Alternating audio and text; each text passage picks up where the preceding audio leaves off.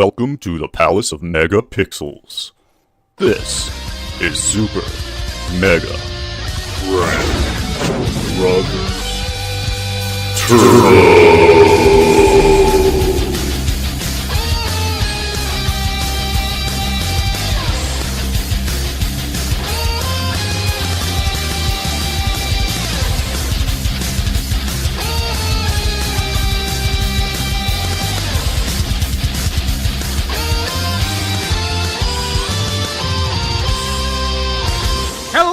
And welcome to Super Mega Crash Brothers Turbo. I'm your host, Stephen White, and with me, as always, is Todd Stark, Chacho Smith, and John Taylor. Hey, guys. Guys, how are you doing this week? I kind of want to change my name, though. Yeah. I'm good, though. We're not going to do this Chancho Smith crap anymore. You told me last time, I wish Chancho would just give me a rest. Yeah, I'm done. That's why I took off last week. People, if you didn't realize we were not on last week, I needed a break because I'm overworked. In case you didn't know, if you're unfamiliar with any of our other things that we do, we're kind of filming a sitcom for YouTube. Is that what you would call that? I thought it was like we call it some sort of jackass. Jackass. Yeah, because I've heard that description before, half-assed or low-budget jackass. Jackass. That was exactly what was said. And I've watched the trailer numerous times trying to figure out where you get jackass out of that trailer. There was no skateboards. No. No tricks, no antics, no farting. No midgets. No midgets. Heath is short, but God damn it. Not that short. I think I'm the shortest of everybody. Mm-hmm. Are you? I think so. But like an inch. No, well, not John, Jenna. Not Jenna. I got Jenna by a couple inches. I don't count you as being there. But no, I mean, I've been working on that very hard, and I've been a little overworked, so I just needed a break to clear my head. It's good to get a break. Oh yeah. Yeah. I think you did definitely. You earned it. If anybody earned it, it's you. I appreciate and that. me. I worked. You ain't done shit. Only thing you worked done as is clean the house for us. Like the opposite side of the hard working, like I did as much as I could to not do a damn thing. And he succeeded. I had to take a break from that, so I cut the grass last night. I'm sorry to anyone who missed us last week, because I know there were a few people like, oh, well, I'm sorry, but we're here now. Who said that? We're here now. I don't want to name names. I want to hear two names. No, I don't want to. I'm not going to name names. They know who they are. Was there over 5? Hey, they. At least 2 that I'm aware of. Okay, but on that note, we're gonna move on. What have you guys been playing? Moving on. Yeah. Well, you go, John. Yeah, John. Hey, what have you been playing? Go ahead and get back into it, John. What was it? Huh? Horizon Zero Dawn. Still playing it. How much have you played actually? Really, not that much. See, you ain't even playing this yet. I bet you borrowed it. You ain't even playing it. Back. You said I'll get it back by November 7th. It ain't November yet. It's not even October. Okay, cool. Todd, what are you playing? I have been playing 7 Days to Die. Okay, how's that treating you? I am online, guys. Yeah, we've noticed. Online? I'm playing online. Like with people or just by yourself? No, he's playing with people. You know how John. How? Yeah, personally. You remember when we had Friday the 13th and we were trying to get him to play, and he just said he couldn't. I'm just gonna listen to what the hell y'all gonna say.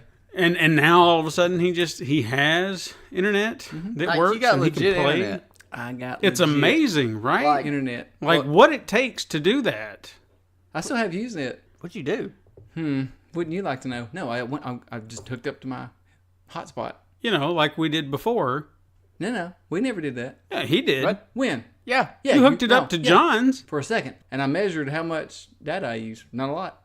I thought that I would use all the data that quick. Apparently, Usenet has, like, whenever they fill the bucket up of your gigabytes and stuff and your data, there's a hole in the bottom of that bucket. That shit just runs out. But I'm online. Playing 7 Days to Die. I like the way you send me an invitation. Like, hey, man. Hey, no. I'm playing with a person. Like, I'm just in there. But again, he's not playing with us. Yeah. Like we had talked about. I'm in a server. A message. But you're not playing with us. Well, I'm going to get Friday 13th. Huh? You got a camera on your PlayStation. That's all we're saying. We've been wanting you to get to play with us. He could have done this played with you in like 3 years. a long time ago. I could have. You're right. But it didn't think of it. It took something specific to move him to think outside the box. It was a smell. Because he really wanted to do this. So he had to think. He didn't want to play with us. No. All I'm trying to say is I needed to get online. Yeah, he needed to get online for a good reason. Wink, wink. I see what the hell you're doing over here. Wink, wink. Huh? What's his name? What's his name? His name? I know it's a he. Mm-hmm. I don't know. Son of a bee. Son of a bee. Yeah. See, We've been playing, Steven. I've actually been like playing y'all a no more. lot, to be honest with you, because I finally beat The Witcher. Yay! Finally. Cheers, mate. Yes, finally. So I finally got that done. And I actually finished it before our last show because I would have told you that last show if we'd have done it. So that's been done. We didn't do it. Yeah, I was that's gonna right. say, you've been Since holding we didn't out. do the show last week, but I have been done for at least 2 weeks. So it's been there. But I've kind of bounced around. I've started playing GTA 5 just because, it was just like, I saw want you on something there. I was different. like, Is that really Steven playing Yeah. GTA? I mean, it was. I guess the only online reason I'm now. doing it was just to distance myself from something different, and I've just been off and on. I have that right there. Do you? Are you gonna play with me I too? will play with you. Okay, yeah. cool. I will play with you there and here Awesome. That's great. in more ways than one. Okay. Another game I've been playing is called Earth Defense Force 4.1. I got that because a friend of mine was wanting to play online, and he needed a fourth person, and it was fairly cheap. So I thought, okay, I'll give it a shot. It's a fun little shooter because you're going around and there's like a big horde of insects that come around, like ants and spiders and things like that, and it reminds me a lot of Japanese monster movies. Starship Trooper? Yeah, very much so, Nothing just like that. John. Don't agree with him. So you get to choose your character, and then you get thrown in this situation. So you're just gunning down all these giant insects. It's definitely fun as a group. Like if you've got a group to play with, that would be the best way to go. At least that's the way I So felt. it's not like PvP. No. Oh, so it's like co-op mission. Yeah, you just gang up with a couple of friends, love and you that go out there and you just kill giant insects. No, like I said, it was fun for what it was. On top of that, I've been playing a game called Star Story, the Horizon Escape, which we will discuss later. Secret topic. And we also have a little extra bonus that attaches to that. We'll is pretty awesome. get into later. Stay tuned. But I will say one other little itty bitty thing that I've been playing, and I only got to play for an hour today. So I played a little Cuphead before. Is it good? Do you like it? Do you like it? I definitely want a controller I bet. because I used keyboard. Oh. But in that regard, just trying to keep my head straight on what I was doing, I only died once, but it was just trying to familiarize myself with the keypad in enough ways to sit there and say, okay, I got to remember this is shoot, this is jump, this is dash, because again, I need a controller. Controller is what I'm familiar with. Keyboards, not so much, but I did all right. I'm So not smart enough to do that. I played Can't read. 3 or 4 different levels, I think. And then the last one, oh my God. And the first 3, let me say this. The first 2 I played, it took me a minute. Again, like I said, I died in the first level. Second one was more of a boss battle. In fact, actually, the last 3 outside of that were nothing but boss battles. What do you mean? Like I went, the map plays out like Super Mario World, where you've got the big map and you just pick a spot that you're going to go and you go in there. 3 of them that I went in there, they were just boss battles. That's it. You didn't go through an entire level or anything like that. Platforming, it was just a boss battle. So the first one I did, it took me a second to get used to the pattern that was going on, and once I did, it was easy. The second one I did, the pattern, I kept doing stupid things, where you'd hit the wrong button and you'd run right into them. It's like, man, come on. I know I didn't mean to do that, but again, I'm pressing buttons and my head's trying to remember what's what, as opposed to a controller where you've got, a diamond, and I know exactly what I need to push. I just never liked playing on a keyboard. No, it was difficult. And then the last one, that's where I had to stop because I was like, all right, that was enough. But I got through it. And how I did it, I kept, again, making those same stupid mistakes. But it was like an airplane level, and you're going up and down and shooting. And I thought, well, this will be easy. But I kept making those dumb mistakes where I'd move in close or I'd forget to hit something. Right.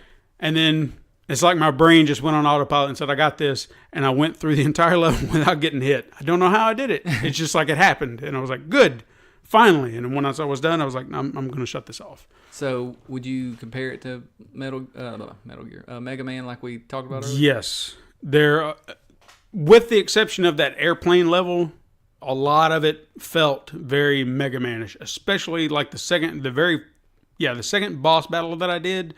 There was the boss would jump and I would slide under him, and that's a very Mega Man thing to do. So that was Mega Man. Yeah, very, very Mega Man. But I would like to do a more in-depth review next week for Cuphead. Stay tuned. Yeah.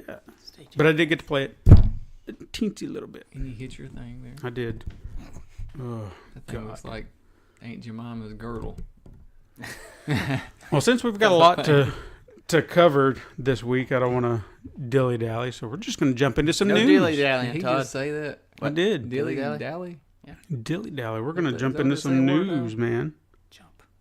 We're You ready for diving some in. news? I'm ready. All right. Well, first of all, let's talk about. I did have kind of a comprehensive list of TGS, Oh, you the found Tokyo it? Game You Show, found but then something. I was just like, I don't really care because there really was nothing of note. I mean, they showed a lot of games that we've seen and we've talked about, and I was just like, I don't care. I want to bring up stuff that's worth talking about. The only thing that I felt were worth mentioning is that Monster Hunter World finally got an official release date, Right. January 26th, 2018. Yay. So we know that. Online so I can play it. Plus, there was the announcement of the PS4 Pro Monster Hunter Edition, which is nice, That's the beautiful. That's the first bundle, isn't it? I do believe With the so. Pro. Or, that dude out. I feel like there might have been another one. No, they haven't had a They've not like had a PS4 Pro. I thought they had one for Destiny. Wasn't it a Glacier White? Was that a PS4 Pro or just a PS4? Oh. No, It might be a Pro. I'm not 100% sure I on had that. the So first PS4, PS4 bundle with Destiny. It was white. Glacier White. Now this one is also Glacier White, but is it the Pro or the? No, mine wasn't. Mine was just normal. okay, so this may just be for Monster Hunter. This would be the first Pro bundle console, but it looked really cool. It had a Rathian or a Rathalos on it design, which is the big dragon. So it looked very cool. There were also a few other little extra goodies announced to go along with that. There's a digital deluxe edition which will feature bonus armor, emotes, emblems, and hairstyles. If you've played Monster Hunter, you know where that kind of comes into play. Especially with I would say with the hairstyles, it's kind of dumb because once you get armor, you're not going to see your face. Yeah. You're not going to see your hair. You've got your physical collector's edition, which includes a copy of the game, soundtrack CD, figure art, a figure, and an art book. And those who pre-order the game will get the Origin Series armor set and a wind charm item. Wow. Musical. That's right. There was also a new trailer for Shadow of the Colossus. They actually saw, I think IGN did it, where they were showing like a comparison because it was beat for beat the same trailer that they did for the PS2, and you could see the comparisons. It's pretty amazing. I mean, not that you couldn't tell before, but actually getting to see it side by side, it was pretty cool. I like those side by sides. Yeah. Oh yeah. Because Pretty awesome. just to even see, even if it's minute, it's still cool to see what they've kind of polished up. But this, you could tell, boy, it was there was a huge polish because that's 2 generations ago. The next bit of news, and this was pretty big this week, was the trailer for Red Dead Redemption 2. Still have not watched that. You have not watched that? Really? I watched the God of War one, but not that. Well, this, from what we could glean, or at least what I did, that this seems to be a new set of characters. I didn't see anything. That's how Rockstar rolls, though. And which is fine. Yeah, I'm actually fine with I'm that. glad they did. Because John Marston's He did. story, it was done. Even with his Told the whole kid, thing. I wouldn't even mind seeing him maybe, but at the same time, not really. Him. Like he just wasn't even Yeah, interested. that's not how Rockstar rolls. The only way they roll is they'll mention a name and that's it. That's all. You won't see the character. You'll see a name and that's it. Right. And to me, too, once you actually get to see the trailer, the setting looked different, did it not? Because it didn't. Where exactly was the first one? It was kind of the Texas, seemed like Mexico. Texas, right across Mexico. Mexico, Texas, Texas, and it was Texas. a little bit higher. Wherever. This seemed kind of like it was in a bayou, so I'm assuming Louisiana in that That'd be general cool. direction, Yeah. because there was that area where you kind of saw that old southern house, like the old like a farms plantation and stuff house, like yeah. that. Yeah, so I'm gonna kind of guess Louisiana, Georgia. Did you see the moss hanging out of the trees? No, I didn't. I saw gators. Gator. Okay. Mm-hmm. Yeah. So and the swamps. Okay. So, That's cool. Entire south, but again, they didn't specify. south. But that's what I'm assuming, based on what I saw. But with the new set of characters, I really couldn't say what exactly you're going to be. Your character almost seemed like you're the bad guy. Yeah. But that's cool. That's how all the Grand Theft Auto is. Mm-hmm. You are the bad guy, but you're playing in your eyes as the good guy. Right. But you're a bad guy.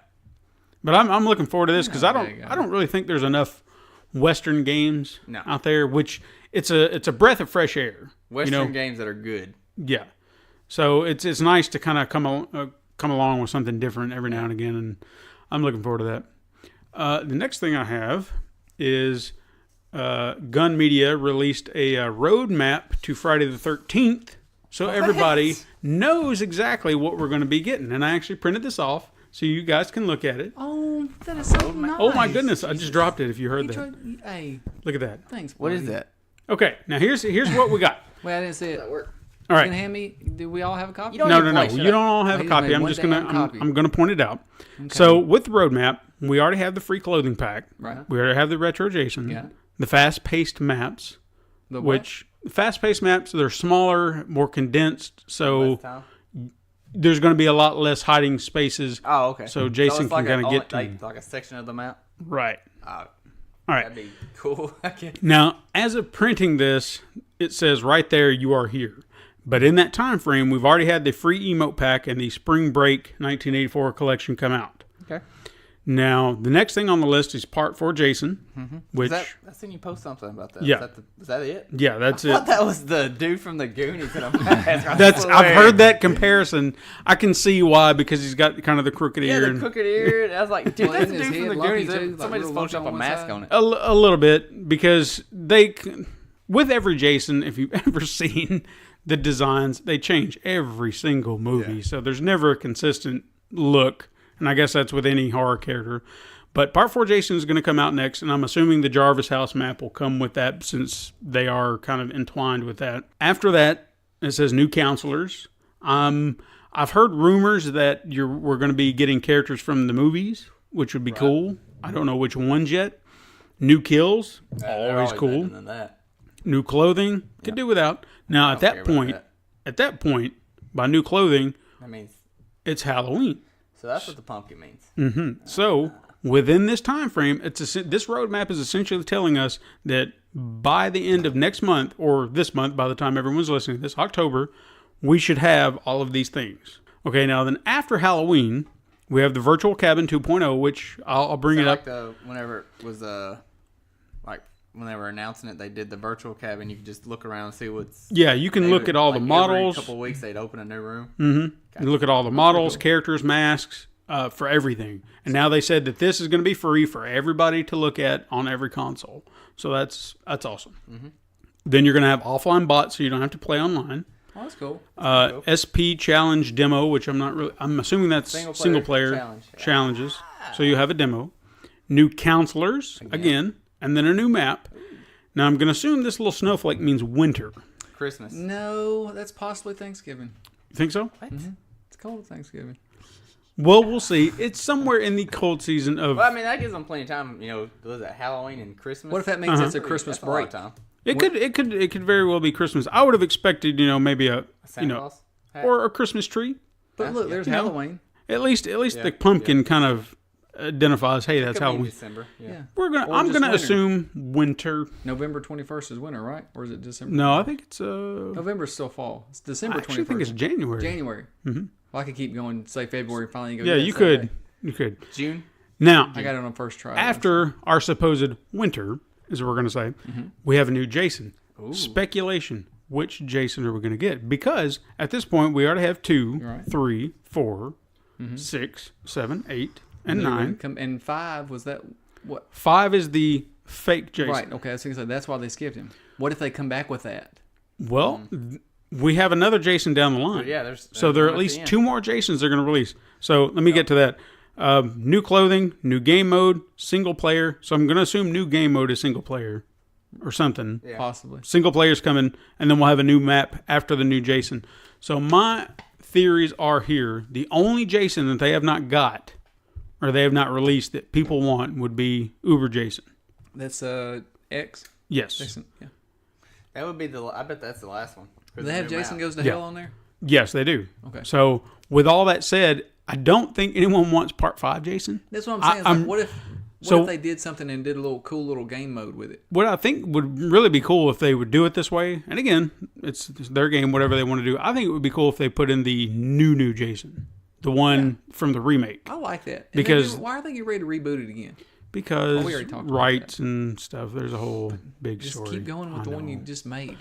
Anyway, I think that having the new Jason in there as much as I don't dislike it, it's a Friday the 13th movie. That's what you get. Yeah. So to have him in there, I think it would be a nice mix. Well, I mean, think of this though, because up there it says, was that Part 4, Jason? That one just says New Jason. It doesn't say anything. Right. What if that's a Christmas Jason? Oh, Jesus Christ. But it would be cool. You're going to have a... He's going to have a snow... No? Was he going to have Christmas balls hanging off of him? Kill you with a Christmas tree? I don't know. Yeah, the Christmas hat with a little ball on it. Yeah. You crazy as hell. I'm just Santa saying, Jason. That made me say MF. That would make sense, though, because if that's the snowflake for Christmas, but right after Christmas or Christmas Day, you get a new Jason. No. Santa Claus Jason. It's a present for Christmas. He could be wearing a Santa Claus mask. Man, if he does that... I would buy it. That would be hilarious, man. Oh, my gosh. It's no weirder than the retro Jason they released. That's true. Have you seen the retro Jason? Where he looks like the NES Jason, blue and purple. Right? Purple suit. He looks like a giant blueberry. Yeah, like Veruca Salt. Anyway, but there you have it. I think we'll get at least, we know we're going to get Jason X. That's going to be a fact. I bet that's the last one. I hope they don't give you that one. What? No, God, everybody wants that one. one. Everyone wants it. Because you said that. I know, but we're talking about these irate fans out here that are hating on this game as it is. That's what everyone keeps asking for. Look back on the map real quick. Okay. And is there a host migration on there anywhere? No, there's not. No. Is there any I don't think I'm updates? going to be playing it, guys. To kind of segue off of that into a little tidbit that I just found out about before we started this. Is that the game Slayaway Camp that I've told you guys about before. There's going to be a Butcher's Cut coming to PS4 and Xbox One this month in October. Wow. So just in time for Halloween, as they like to say. Just in time. If you're interested, if you still haven't played it, I would recommend it. It's a fun little puzzle game. It's cool. With a lot of slashery things, and I thought that was it's like Minecraft people killing each other. Yeah. Yeah, it is. But in a very comical way. Yeah. You know. Yeah, it's not It'd be a lot cooler if it was real people cutting No. each other's heads off. It looks gory, but it's really not. There's blood gushing, but again, it's Minecraft characters. Yeah. All right, moving on. Gravity Rush 2. Sony Interactive Entertainment in Japan and Asia has announced, or Japan Asia as they call it, not Japan Asia has announced that the game's online services will be shutting down effective January 19th at midnight. That was not long at all. No. The following features will no longer be accessible once the online service is terminated. It will be sending and receiving challenges, viewing the rankings, sending and receiving treasure hunts, sending, receiving, and reviewing ghost photos, and obtaining Dusty tokens, as well as its rewards. Now, Sony has implemented a new Dusty token acquisition increase event, which will increase the amount of Dusty tokens you will receive while playing online, allowing players to obtain the various online rewards and hopefully get them before the service is terminated. For myself and a lot of other people, this seems like to be the final nail in the coffin for Gravity Rush. Yeah. Because no one is really paying it any attention. The service is not there, and it's a damn shame because I love the first one. I'm going to say that I'm even guilty right now. I've not played the second one. I've not bought it. I should have. They didn't even promote it. No, they really didn't. They really kill me when they have these good games and they don't promote them. They said, with the first game, they attribute the lack of sales with that being a Vita exclusive was that there were no sales of the Vita. Right. But I feel like if they would have pushed that game, you would have gotten plenty of sales because it was such a good game. Now, I did buy the HD remake on PS4. It is not the same. It did play a lot better, I will say that. And I whether it be Vita or PS4, I don't care. The game series itself is great. And I was always looking forward to playing part 2. Still do. I didn't really care online or not, but I don't want this to be the final Gravity Rush game that ever comes out because it's a great series. Go out there and buy this damn game, people. It's a great series. Keep it alive. Moving on. Marvel vs. Capcom Infinite. Sales report surfaced stating that the game has bombed in the UK, debuting at number 12 behind Pokken Tournament for the Nintendo Switch. Oh, that's bad. Game? The game series' fourth entry was launched into decent reviews, but many have complained that there's a lack of content, which is a criticism that is echoed one similar to Street Fighter V. Well, a publisher from GameIndustry.biz noted how Ultra Street Fighter II, the final challengers for the Nintendo Switch, had actually sold better in its first week in the UK, further hammering home just how poorly Marvel vs. Capcom Infinite has performed in this region.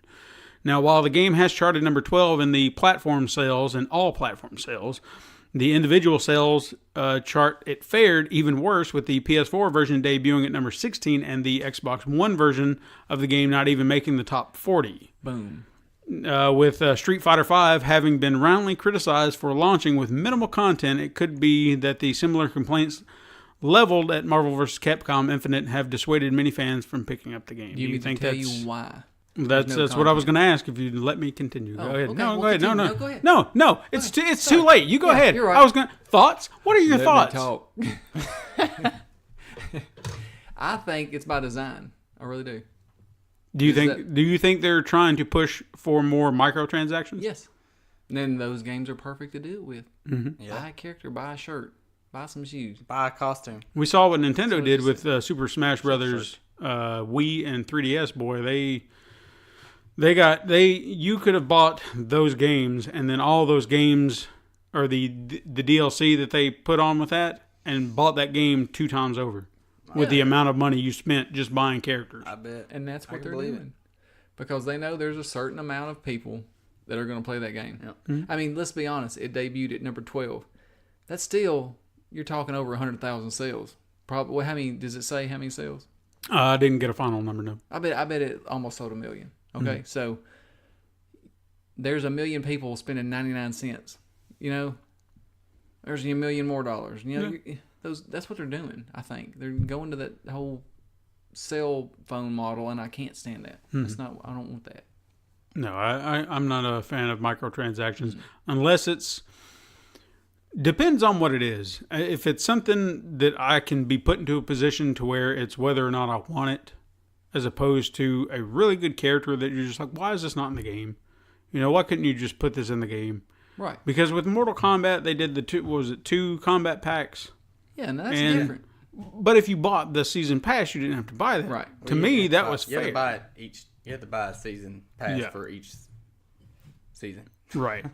Yeah, but how many seasons have they done since then? 2. They've only done 2 that I know of. Yeah, well, Or you could buy Mortal Kombat. Was it XL? yeah, Mm-hmm. game of the year and get all of them. That's what you do. If you can't, You just wait.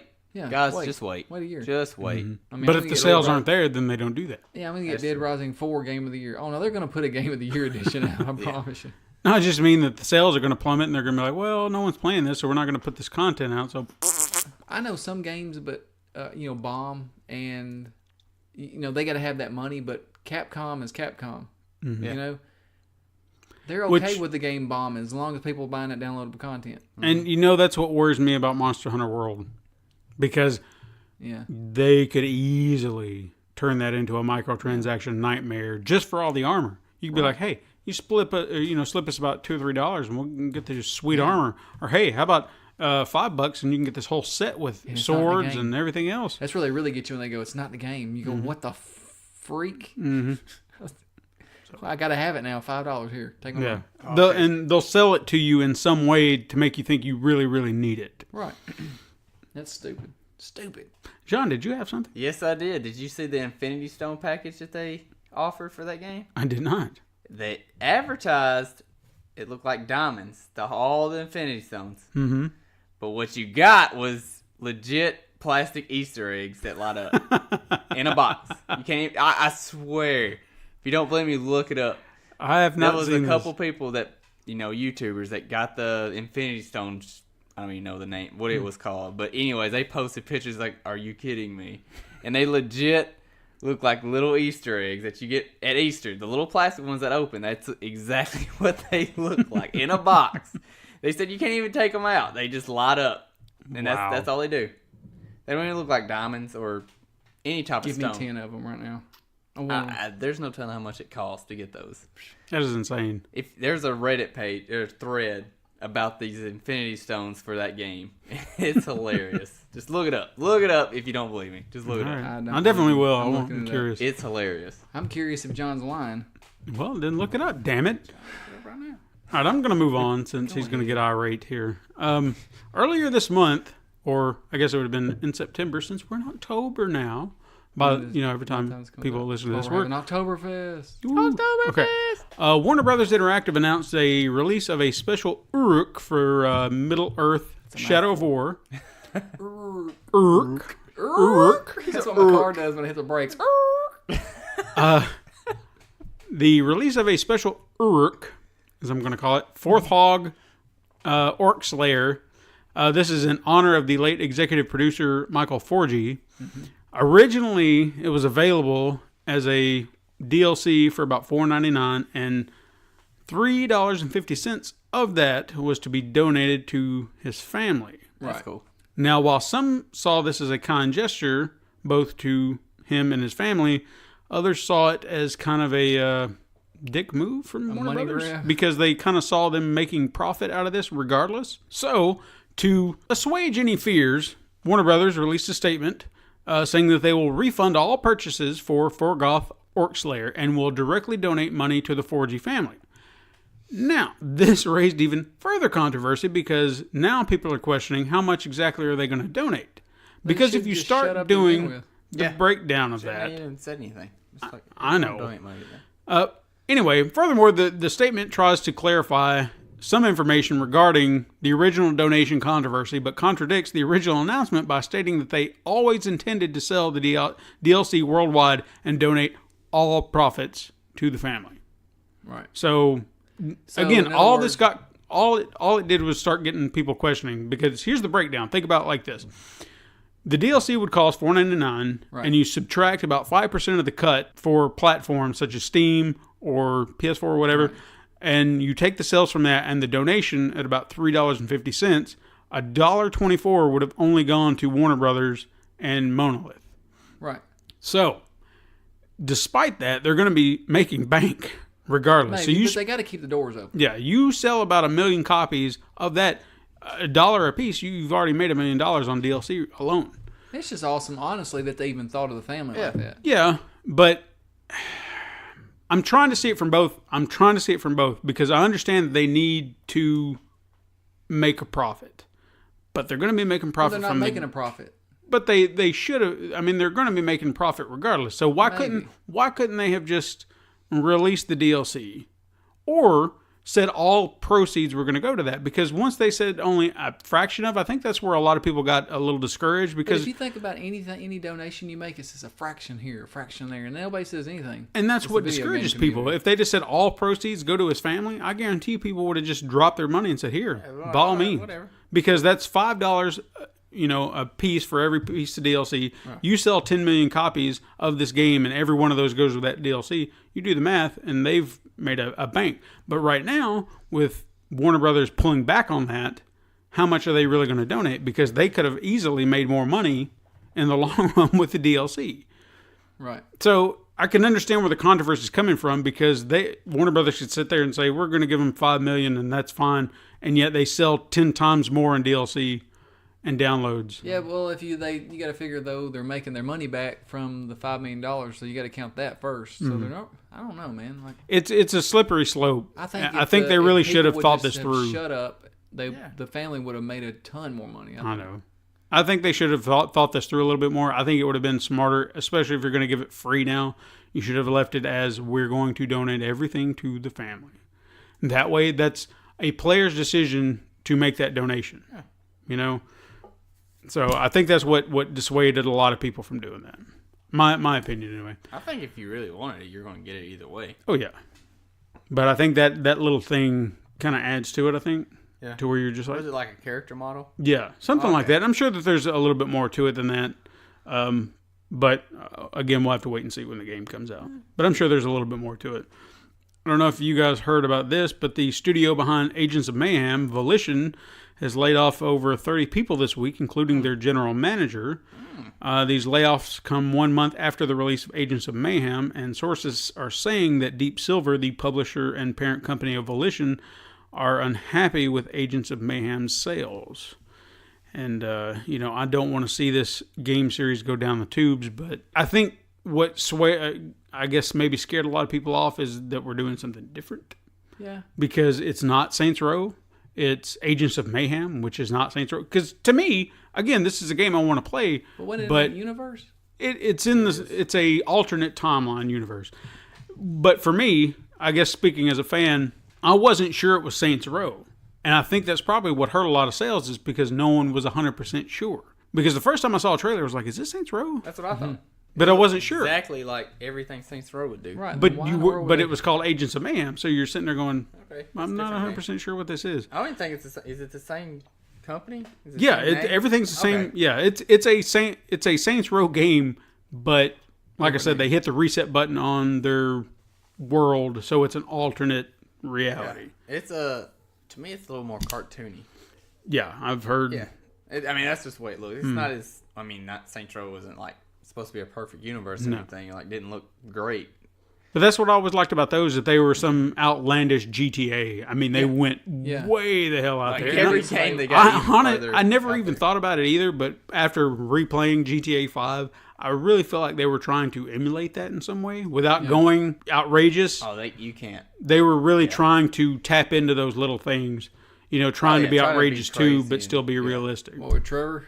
Yeah. Oh, yeah. Everything about it. There were just little things, Yeah. But yeah, I always loved Saints Row. I mean, it was a fun game, and I would really hate to see this series come to an end, but I can't help sales, man. No, that's No, out of I our... don't think they should give up on it either. No. They need to go back to the well and bring back what made it work. Yeah. Yeah, I heard this is really repetitive. Well, I haven't seen anything about it advertisement-wise, except for when it was first coming. When it first came out, it was just like all over the place, and then after it came out, I haven't seen anything since then. was I've gone. forgotten about it until you said something. last bit of news I got, which I don't know if you guys have ever played it before, but I saw it was released, or an announcement for it was being released. The Jackbox Party 4-pack. Have y'all ever played that? I have.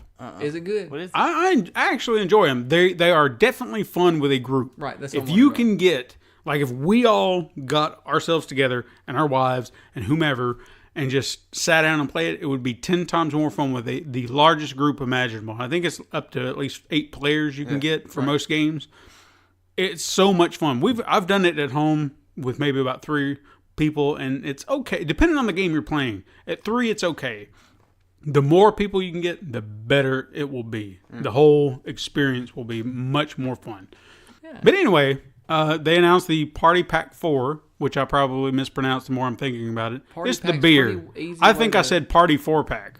Party 4, but that's like at KFC. But there's more than 4 games. There's Okay. 12 games. They released a list of the games, and you said you guys have never played them. I've never played it. I've always Okay. wanted to. So I kind of wrote down what the games are, and I'm going to try to remember if it's a sequel. For example, the first game is Fibbage 3. This is the 3rd version of the outrageous bluffing game that boasts new, totally weird questions. And it's up to 2 to 8 players. Essentially what you do is somebody lies about something, and you have to guess who's lying about it. We had the board game of that. And I know that sounds very simple, but No, it's Yeah. fun. Because some people can be. That's the way you trick your wife. yeah, very Like, good. and they'd be like, That's "You're how you've been a learning, damn huh?" Good liar. Like, what have you been doing? And I don't know about. The next one is a variation of Fibbage called Enough About You. It's a new game mode where players can guess weird facts about each other. And it's up to 3 to 8 players. And that's kind of how that hidden link, not hidden agenda, that one that you had, that's on the play link now. That you? Or This is you or that's That's you, you. whatever it's called. It's kind of like that. Okay. You guess what the other person would. So they could be ripping that off. No, it's different. Like, it works good, but at the same time, it works better with a lot more people. Gotcha. I think that's what I need to see it as. More people. The next game is called Survive the Internet. It says twist your friends' online comments in comical ways in this web-based frame game. 3 to 8 players. Now, if you ever play some of these games, you can really go way out there. They actually have filters on there if you don't want people to be, vulgar, but sometimes it's fun to go a little weird. And then sometimes you can find somebody who just repeats the same joke over and is like, I know it's you, stop. Yeah, you because son of you a can't biscuit. keep up with, be clever and come up with something new. The next one is called Monster Seeking Monster. It's a spooky datathon where you message and date fellow monsters with special powers. 3 to 7 players. There was a game, I think in the last one, that was I think it was like a haunted house survival game, which I thought it was probably the best game they had on there, where you had to, you and your group were part of this haunted house, and if you got a question wrong, you died. So it was essentially survive by answering the questions correctly. And if whoever was left standing at the end had to try and survive a gauntlet at the end, but the 2 ghosts could screw you over and still win the game. Pesky ghost. So it was a very fun game. I liked it. I can't remember the name of it offhand, but I'm wondering if that's kind of in that same vein. The next game is called Bracketeering. It says place smart bets on stupid arguments in this deranged debate match. Wow, that's politics now. Yeah, Wow. that's You want to hate your friends real quick? You get play to play this as game. Donald Trump. Now this one actually has 3 to 16 players. So Oh, wow. All the people that Donald Get Trump everybody you picks don't in his like. case. Get the guy from Hardee's. He can play. The last game they have listed is Civic Doodle. Nice. It says improve the what you're town's doing. murals and one up your friends in this irreverent art game. Oh, I get it. Yeah. It's up to 3 to 8 players. Stupid name. And sometimes when you had, I think there was another one where you could design T-shirts, but it was, again, based on the information they give you. You use your phones with these games, which I think that's what makes it so you do? accessible. Yeah, because cool. you link everybody into a room and you play together on your cell phone. So everybody's got a cell phone. That's what makes you these go games through so easy to connect with. You go through the PS4 though, right? You start it up on Xbox, there, but PS4. it'll give you a room code, and then you pull the web page up on your phone, and then just enter the room code, and then you play right there from your phone. So And I it's think very cool. PlayLink is different from that, where I think it's just an app and everything runs through that app. Well, I think there's an actual app for every different game. oh yeah. I think. I don't know. But I have the see. first 3 of these. I'll probably get this one maybe at some point. They're fun. I mean, I got the others on sale, and the reason I got them is because kids were wanting to play games, and I was like, all right, I'll get them. So it's fun. It's good. Well, It's good you fun. don't know Jack though. Like that's like a question game. Yeah, it's a trivia game. It's Okay. it's a fun little game. I think I have played You Don't Own Jack. I played that. I think I played it on PC a long time ago. It's a fun game. Yeah. I like it. I really didn't know Jack. Good. That's pretty dumb. Like I seen him before. Guess what time it is now? What time? What time? It's time for weird news.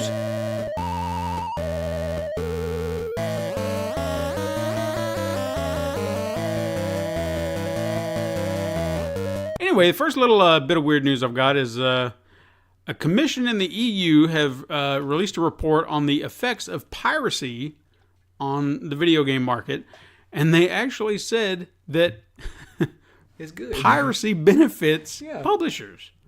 Okay, according to the report, piracy increases video game sales by 24%. This effect of illegal downloads and streams on the sales of games may be explained by the industry by being successful in converting illegal users into paying users. The report states, quote, for games, the estimated effect of illegal online transactions on sales is positive, implying that the illegal consumption leads to increased legal consumption. This positive effect of illegal downloads and streams on the sales of games may be explained by the industry being successful in converting illegal users to paying users. Tactics used by the industry include, for example, offering gameplay with extra bonuses or extra levels if consumers pay. Now, we mentioned a few weeks ago that there was publishers using, Denuvo? Yeah. Which is the With the DRM anti-piracy software.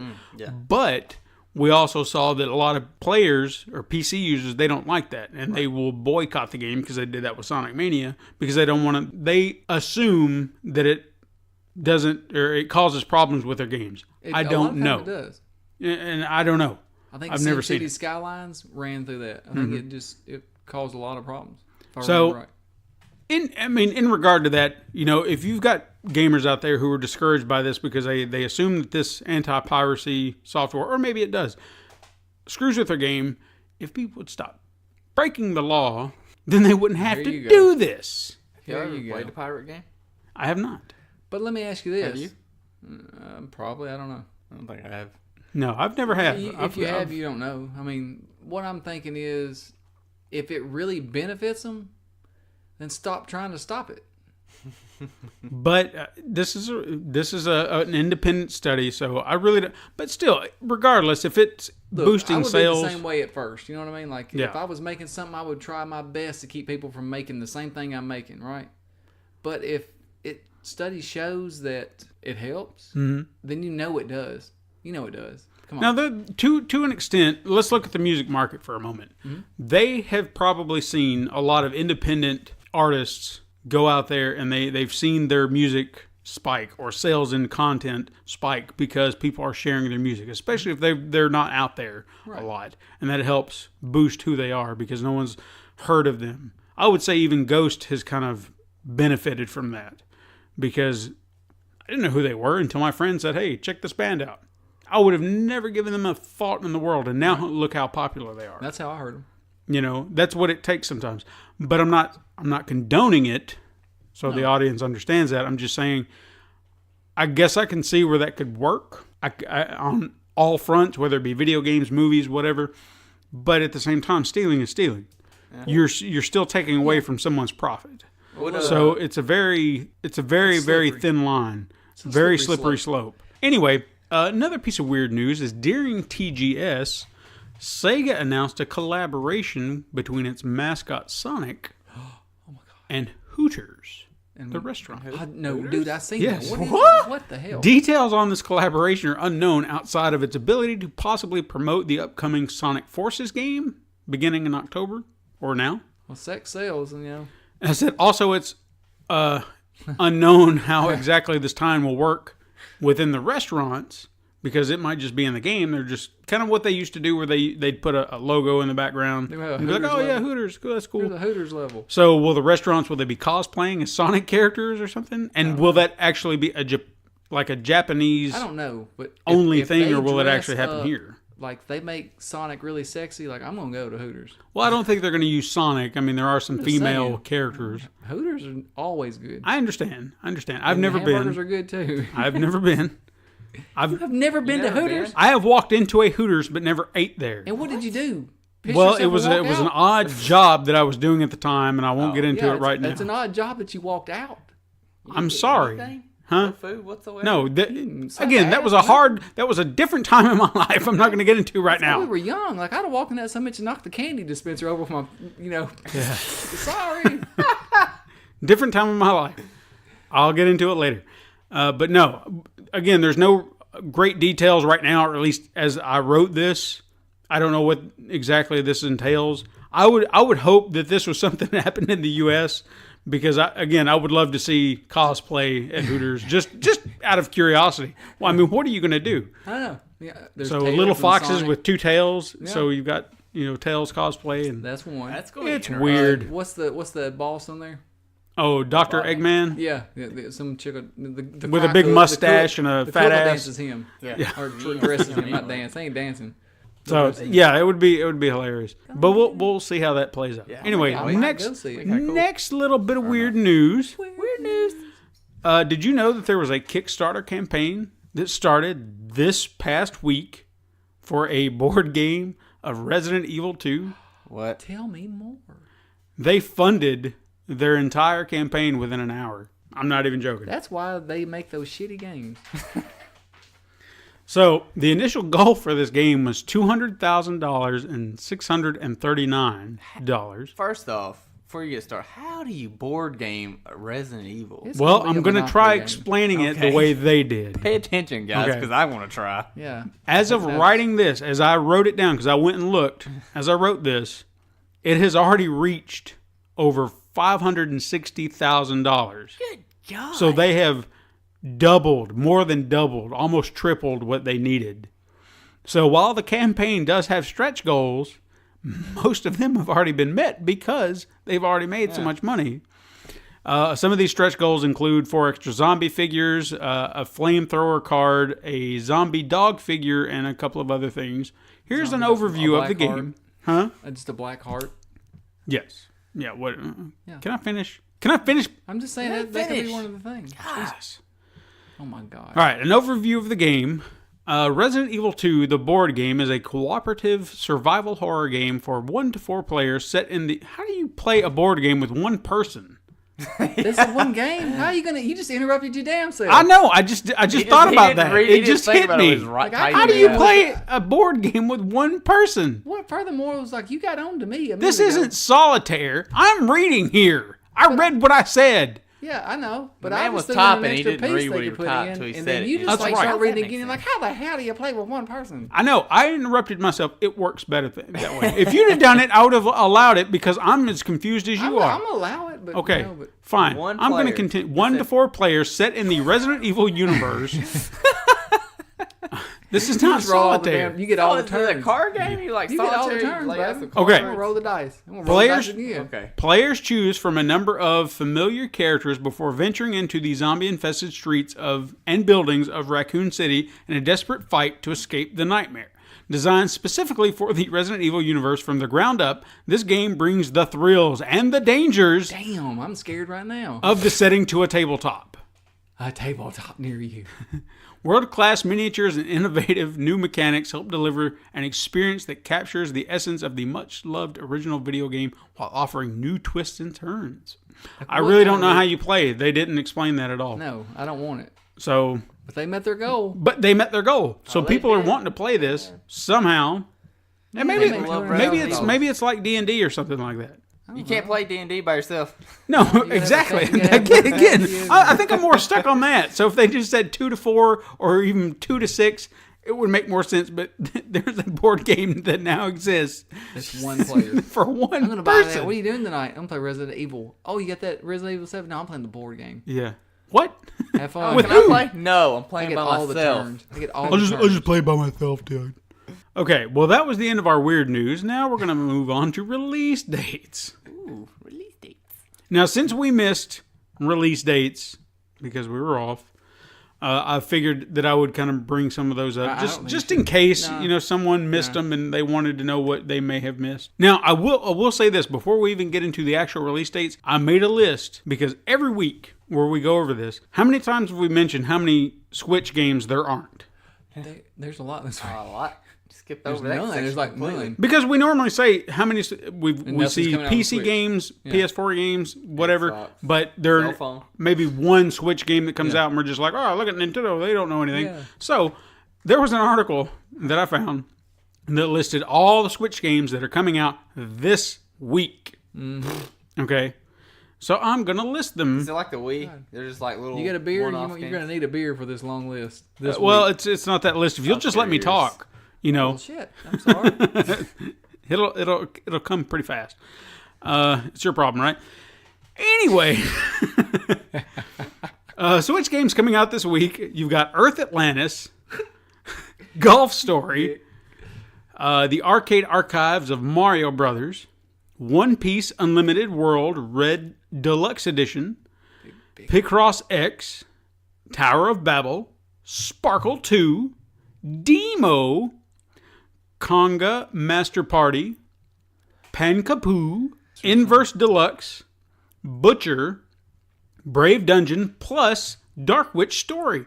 Combat, that's what it says. Binaries, Astro Bears Party, and finally Physical Contact, Picture Place. Now, all these games are for the Nintendo Switch that are coming I love out. the names of them. But something tells me these are all digital. They're not physical copy games. They're those ain't no doubt. digital download. Because Sparkle 2, isn't that a mobile game? I don't know. No, I think it was on. Isn't I that like feel a word like game? that's I feel like that's a Facebook game. Honestly.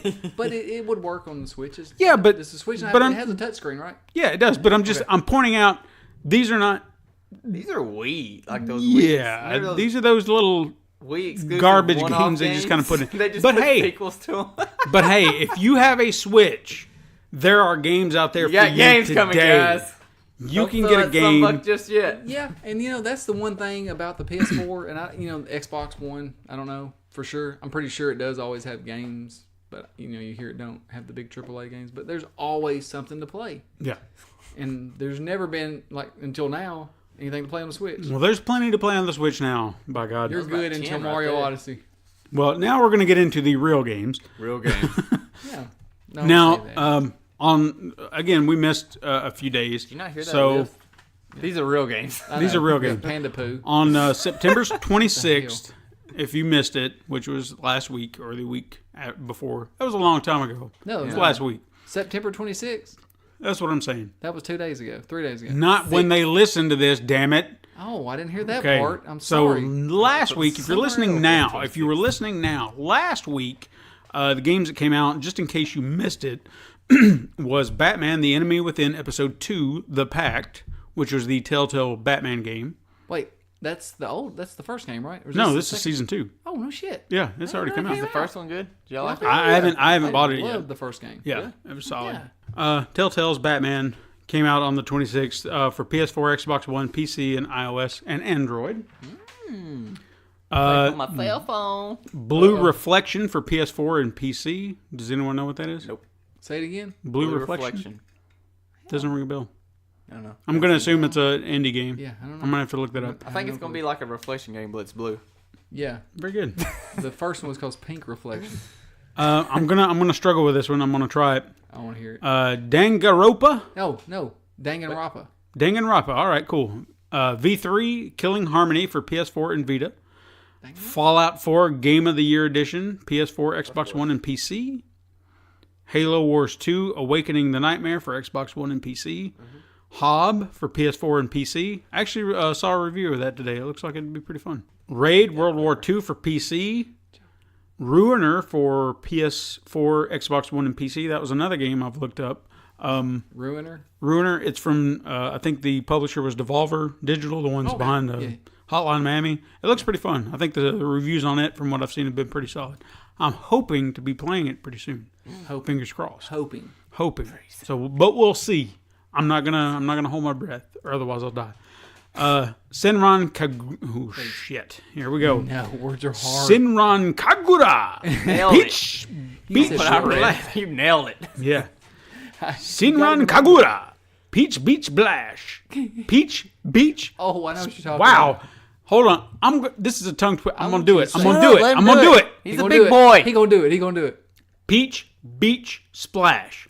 Bam. I nailed it. Got Got it. it. There's a Because I lot couldn't. of, I couldn't get the last word. It was a tongue twister. scantily clad women in that game. PS4. That's what it came out. Yeah. Is it? All right. Oh, yeah. Now today, as we're recording this, but all of you who are listening, this is Friday when these came out. Cuphead for Xbox One and PC, which I played. FIFA 18 for PS4, Xbox One, PC, Switch, Xbox 360, and PS3. Why are they still supporting these I old don't know. systems? See, I wish they would get rid of that on the PS Plus. I don't understand that. Move it to VR or give us an extra No PS4 kidding. game. Yeah. Gundam Versus for PS4. Gundam. Gundam. Total War Warhammer 2 for PC. And Outcast Second Contact for PS4, Xbox One, and PC. Now, Second Contact would be like a downloadable content pack for that. I believe so, Am I yeah. right? Yeah. You forgot a game. I did? Yeah. No, I haven't. I read all those. Star No. Fox 2. I What is it? Oh yeah, that's right. He's absolutely right. The SNES Mini Classic came out today, and Star Fox 2 was on that. Oh, I got that. He booty did. today. He got me.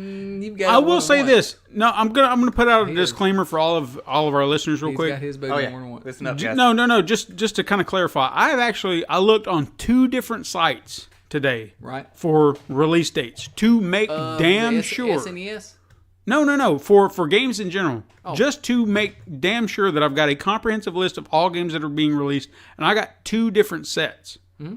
So I apologize if I miss a game. I am really trying to find a very good comprehensive list of all games so everybody knows what's coming out. There's no but list There like that. are. They must not be because it's like certain sites have a majority that they want to stick to and then they just leave everything else out. I've noticed that. I've found so PS4 and Xbox One, but damn, like, why do you want to cross-reference? You know what I mean? yeah.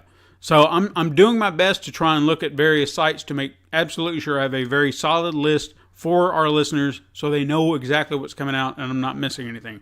It's not easy.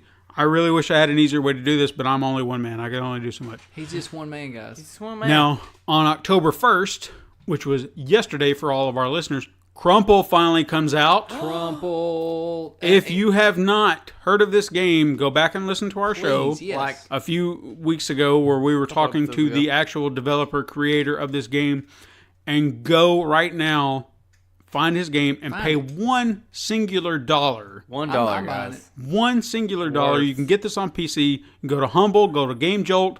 I think can it's get coming it to on- Amazon Fire. Okay, good. That's what I was going to say. I thought he Just said that. $1, people. Come on. Yeah, I got that. I got Yeah. that. I got a dollar. $5 for this One- man. I- He talked so passionate about that He game, did. dude. That is an indie developer that I'm so excited. You know, those are the type of indie developers I want to talk to. October 3rd, which will be tomorrow for our listeners, Battle Chasers Night War for PS4, Xbox One, and PC. Dragon's Dogma for Dark Arisen. Wow, that doesn't seem right. PS4 and Xbox One, but I'm not going to question what someone created called their game. You know what I'm saying? And then finally, Forza Motorsport 7 for Xbox One and PC. All right, now, since it's October now, we have our Xbox games with gold. Now, I did hear there was a little bit of controversy with this, and I'm sure it had something to do with the PS Plus games that came out, but we're not going to say anything about that. But, you know, Why anger shouldn't we? in We should. video games, you know, it's common. What did they right? do? Release the same games? No, they just didn't get all the AAA title. Whatever. So I don't what? know. All the what? AAA titles. Yeah. Who Well, didn't? let me explain. All right, Explain, Xbox explain. One. This is what Xbox players get for their games with gold. They get That's all you have to say, and I'm happy with whatever you say. they get Gone Home Console Edition. Good game. It's available October 1st through the 31st. I enjoyed Gone Home. Have you ever played I it? think so. It was kind of, I guess it would fall under that walking simulator type game. Yeah. You're walking through a You house never and played you're. Gone Home? No, I have. That's what I was trying to remember. If I'm Yes, if you're I'm in making the sure house it was the and right. You start looking for things, and it gives you more clues and starts filling in the backstory. You have a map of the house. Yeah, and you go through eventually it. wander either in the attic or the basement. It's one of the two. Yeah, and then You learn what really went on. and it's something about your sister, right? Yeah, something like that. Yeah. Okay. But yeah, no, I enjoyed it the time I played it. The Turing Test, which is available for Xbox One on October 16th through November 15th, it looked okay. I don't think it would be something I would get, but I mean, that's just me. Xbox One and 360 owners also get Rayman 3 HD. Have you ever played Rayman? Yeah. A long It's time a ago, good platformer. It's a decent I had platformer. one. I played one on was it Nintendo 64? Mm-hmm. And it killed me that I could not beat it. I was at that age where I was getting into like games hardcore, but they were just too hard for me to comprehend how they work. Right. No, I think it's a solid platformer. And the last game is Medal of Honor Airborne, available October 16th through the 31st for Xbox One and 360. That's all I got to say. I'm sorry. Those Medal of Honor games. Oh man, And maybe that's what ticked everybody off is we're like, we're getting a Medal of Honor game. they're so Screw bad. you, man. They just put those games out there and they're bad. They're just not complete whatsoever. Now on the plus side, you see what I did there? You see what I did there? Plus side. You see what I did there? I see you. Okay. Oh, we need to start recording these with video cameras. On the plus side, PS4 owners get Metal Gear Solid 5, The Phantom Pain, Awesome. Son of a biscuit. for Are free. you a PS Plus owner? Yeah, You get that for free. Why I've already got it. I So don't, Take so it, trade guess it what? in. I get to get it for free. Yeah, that's true. I guess you could trade it. That's what I do. Copy in. Since You they better came get on it in, now before everybody else does, Straight and up it load the devalues it. thing, trade it in. Well, it ain't out yet. Well, I guess, yeah, it is. Yeah, you better get on it. Yeah. Yeah. The next game for PS4 is Amnesia, in the entire collection, which is The Dark Descent and A Machine for Pigs. I know I've seen this game, but it was familiar to me when I saw it, and I looked it up, and I was like, yeah, I want to play this. So we get both of those games. Are those like those first-person horror games? Yes. Yeah. Oh, man. Those are so scary, dude. They are. I can't believe they're free. Yeah. Yeah. Oh, that's awesome. So this is a solid month. Yeah. Yeah. The last two have been pretty solid. For PS3, for whatever reason, whatever we get reason, yeah. Monster Jam Battlegrounds. And then for PS3, Hustle Kings. Oh, you know it. Monster Jam and Hustle Kings? Woo! That's the pool game. For PS Vita, also a cross-buy with PS4 is Hue. I looked this up because I wasn't familiar with it right offhand. This is by Curve Digital. They've done a lot of interesting games. They're a good independent company, so it looks interesting. I'd give it a play at least once or twice. And the last game, which is also a cross-buy with PS4 and PS3, is Skyforce Anniversary. It looks good, but I don't think it'd be my bag. I don't think I'd get Not into your it. bag of tricks. No. But, I mean, somebody else out there might want to play it, so good for them. I'm glad you let them know. That's right. That's what we do. We inform. Now, we have a very special guest with us today in the Palace of Megapixels. Konstantin Bulatov from EvilCo Games. They are the developer and publisher of the newly released Star Story, The Horizon Escape, which you can find on Steam. Konstantin, thank you for joining us. Yeah, hello, Steven. How are you?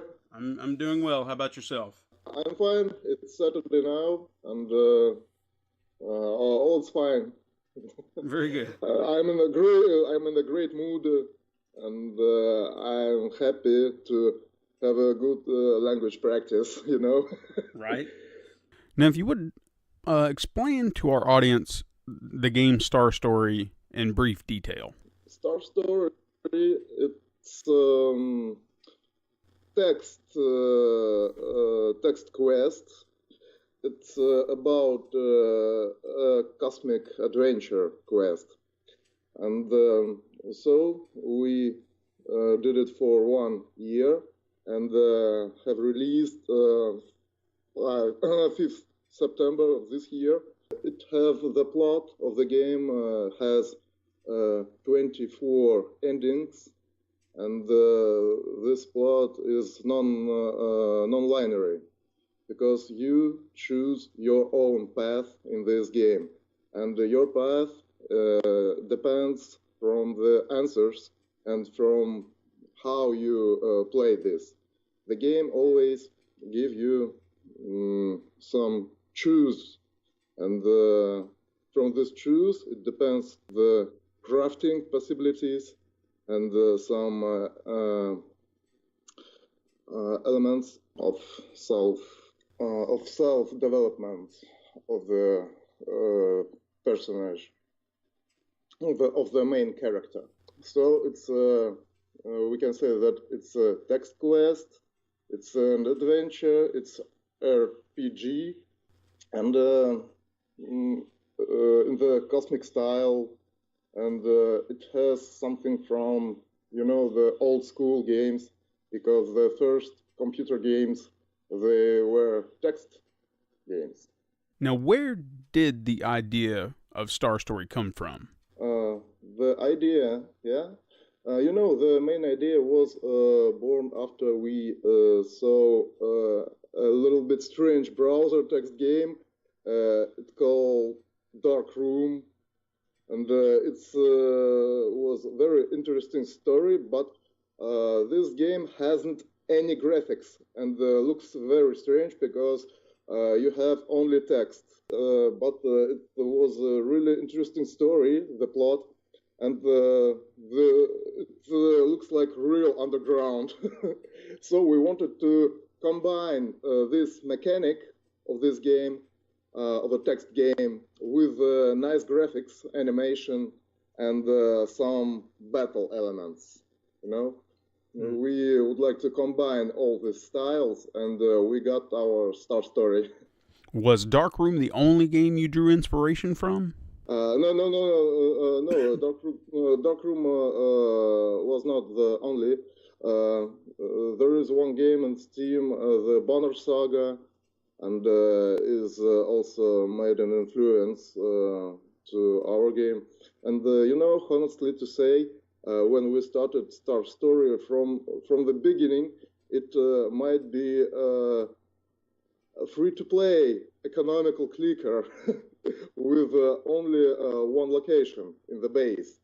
Our location now, the base, it must be the only one. And after, we decided to add a few random events. So it's like in the dark room. And with adding more locations,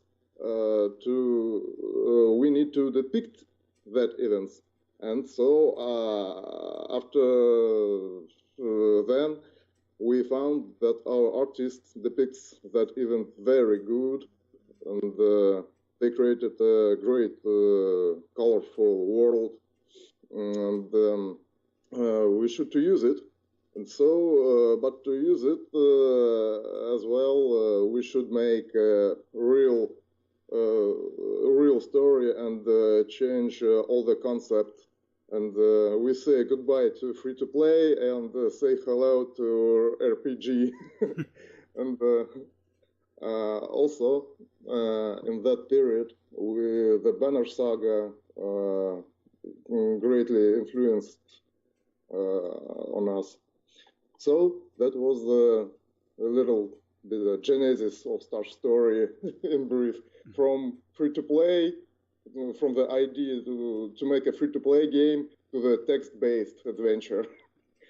Now, are the characters and the world that you've created with Star Story one that you want to continue exploring for future games? Maybe. Sincerely, it depends from the sales of this game. It's hard speaking about it right now after 1 month since the release. But now we have a few interesting ideas for the future projects that we would like to say, but if Star Story will show the good commercial success, we will definitely continue to use these characters and the world, because it was a great work to make this, and not to continue, it will be not right, I think. But we should see to how the gamers like this, and then we decide to continue maybe.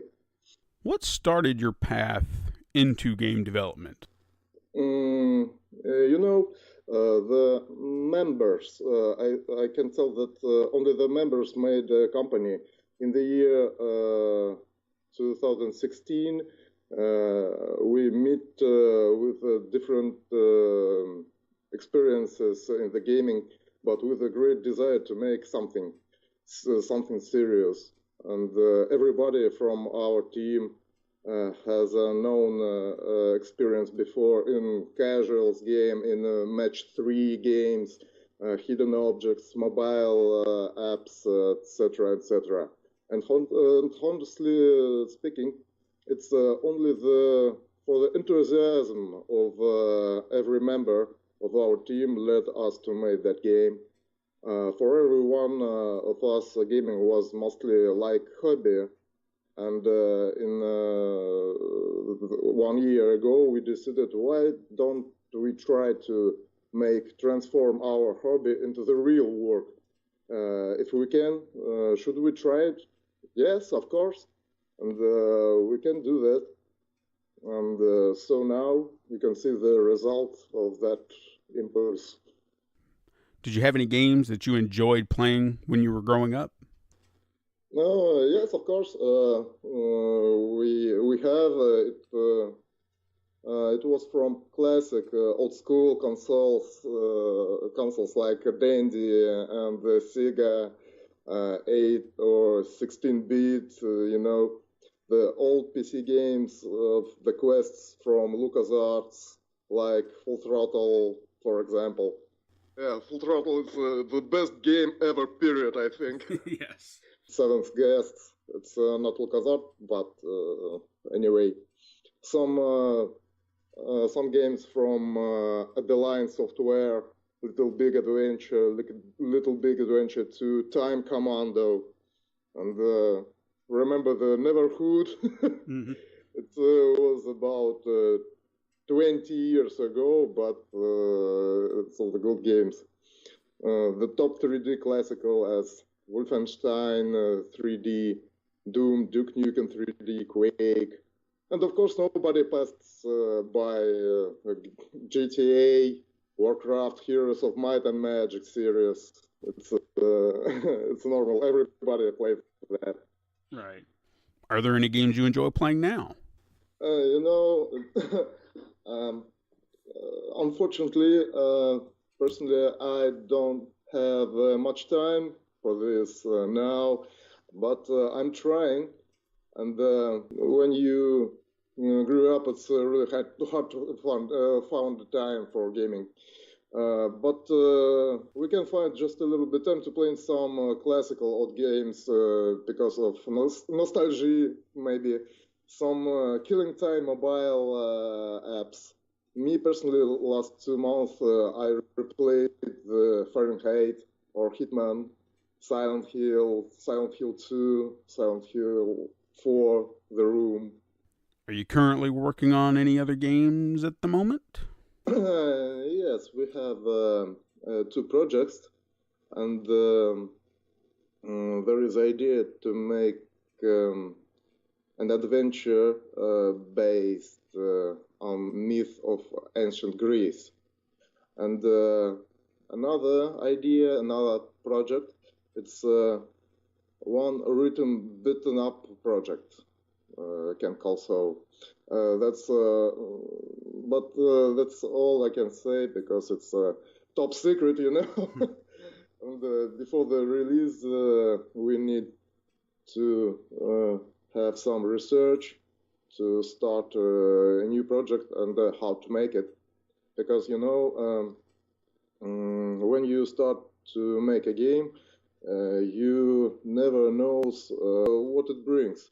You never knows the final result, because when we started to working for Star Story, as I said before, it's not the same thing that we thought as a result how it is now.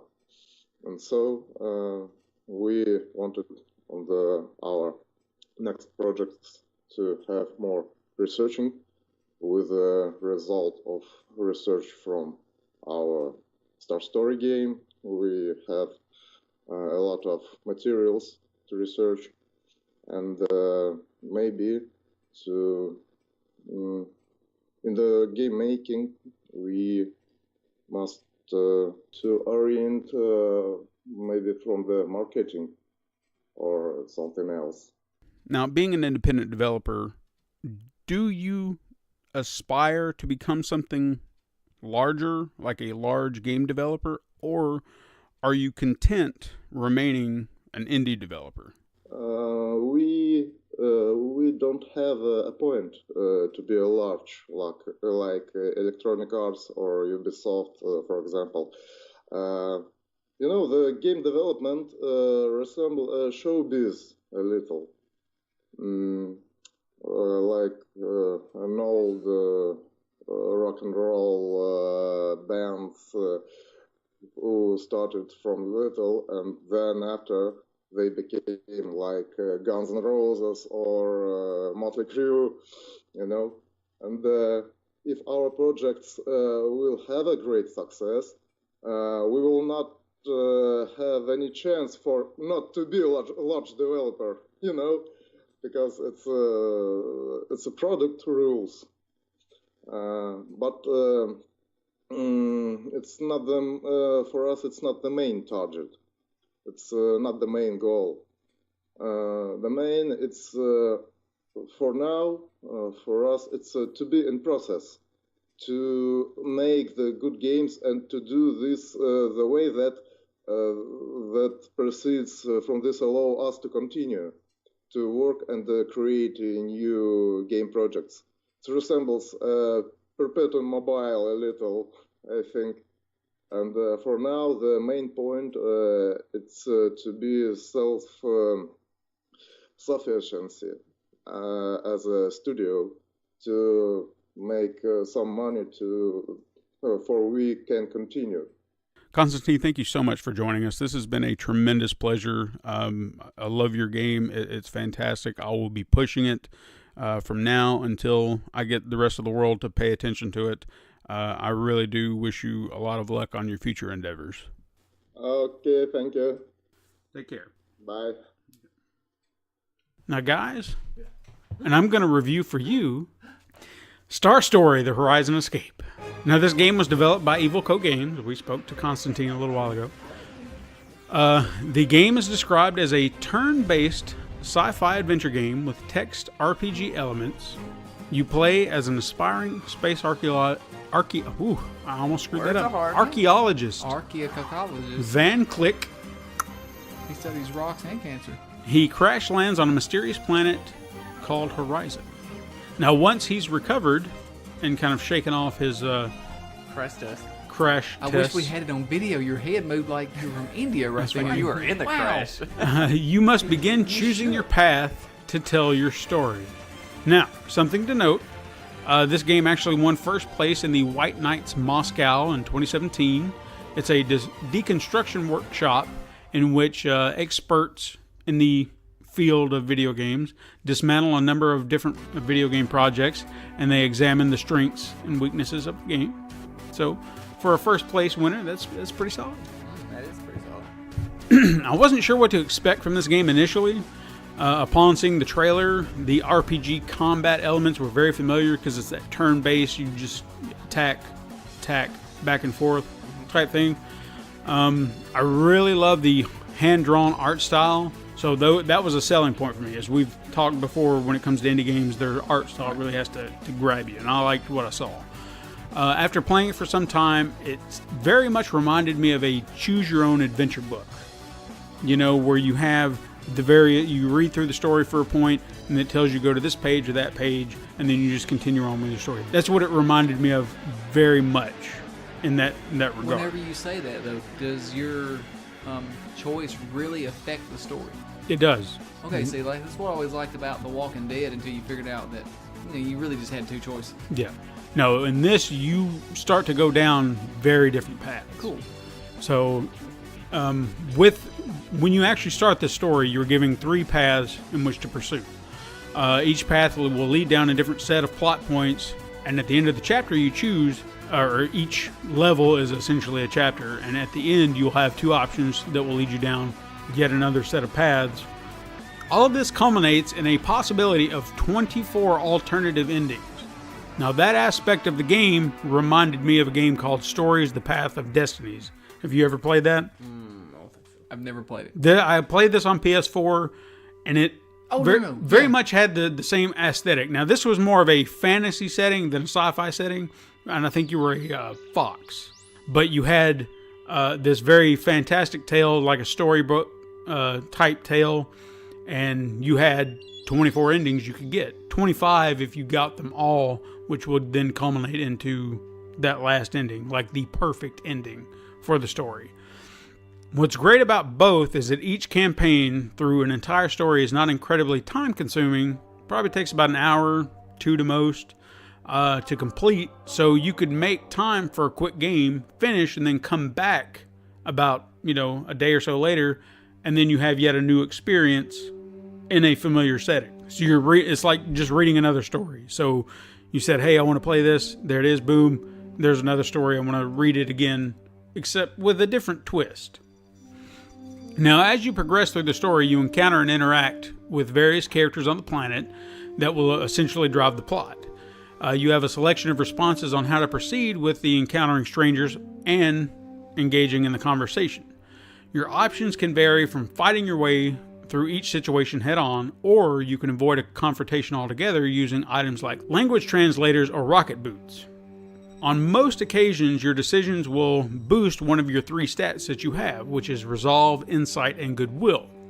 Boosting these stats will allow you to level up in a manner of speaking. This will always increase your health, whatever you do if you increase these, each with its own selection of additional boosts. Now, what you have, I'll break down each one of these stats for you. Your resolve is described as your determination to the issue at hand. You want to get the job done, complete your mission, that's it. When you increase this will help you craft better weapons that you'll use in combat. And anytime you pick this in conversation, it's going to lead to a fight. Just almost every time. Insight is described as your search for meaning, your desire to understand, you're here to grasp knowledge. Increasing this will help you craft new and better devices. Normally, this is if you're trying to be inquisitive, you'll ask questions. This can lead to a fight, but you're trying to understand the situation at hand. So that's normally what you're pursuing at that point if you're choosing these options. Goodwill is described as the journey of life. The more friends you have while you're at it, the better for all of you. Increasing this will improve your health and defense items. Your decisions here will usually be acting on good faith. So if someone approaches you and it says, here's a stranger, do you attack or do you just say, hey, what's up, man? Something like that. If you kind of choose the more peaceful approach, that's goodwill. Right. So that increases that stat. Now, as you progress through each of these encounters, you are always allowed the option to return to your base of operations before continuing on. Here you can craft weapons and items, convert scrap into usable materials to craft with, and increase your stats, as I previously mentioned. This is where you really need to try and plot your course. If you plan to fight, you want to make sure you've got plenty of weapons, healing supplies, and so on.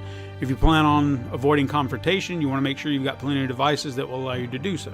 Because your devices, as I said before, you've got rocket boots. I don't even know if they're really called rocket boots. But Rocket boots is good, though. You may have an option to jump over the confrontation. If someone's kind of coming at you at a foreign language, you have your language translated and be like, hey, I don't know what you're talking about. I want to rocket boot over. Yeah, you talk your way out of it. Before setting off into the world, you're allowed to pack your bag for whatever you need. Now, you have weapons and healing supplies, like I said, and your tools. They have what would seem to me like an unlimited supply. I didn't realize this at first because you have the one bar, and eventually I had two, and I was like, did I pick something up and I just didn't realize it? Did my bag get bigger? Cool. Because I thought you were only limited to this amount of space. Right. So I was trying to be very careful as to what I put in, but eventually I just started putting stuff in my bag, not paying attention, and then I had a second row and then a third row, and I was like, cool, I can take all the weapons and healing stuff I want. That's awesome. But again, with your tools, you only have I think it's 5 spaces, so you're very limited, but you don't have a lot of tools to really choose from. But I think more for that, it's making sure you have plenty of them to use, because you have not only, like I said, the rocket boots and the language translator, you've got lock picks. So if you find treasure chests that require that, you need those.